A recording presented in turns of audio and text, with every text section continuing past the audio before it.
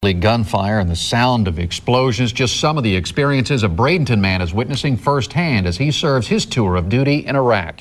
We've introduced you to Steve Valley before. His civilian job is at the Port of Tampa, where he works in public relations. In the Army Reserve, he's a master sergeant. News Channel 8's Peter Bernard shows us what daily life is like for this father turned soldier. Dude, you got food all over your face.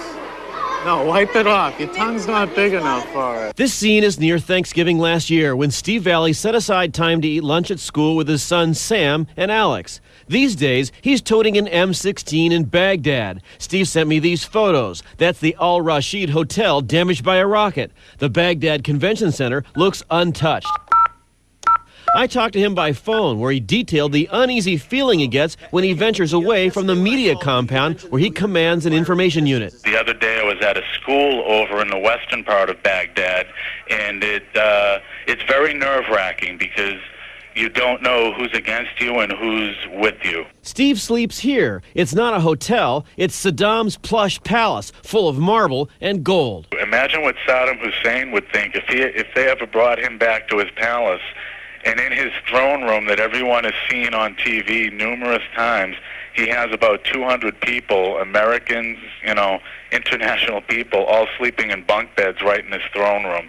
Steve says he hears gunfire all the time, mostly at night, mostly behind the walled section of town called the Green Zone. It's very unsettling, Peter. I mean, I'm not going to lie to you.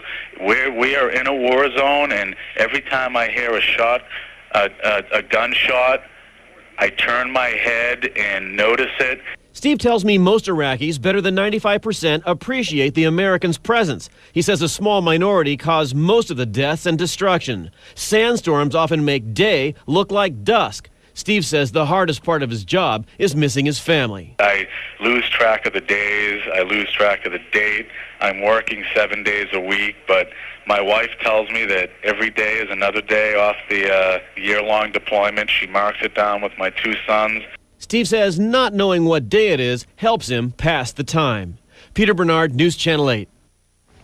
Steve Valley also tells Peter his living conditions are much better than soldiers stationed out in the desert. He says he gets an occasional hot shower, 3 hot meals a day.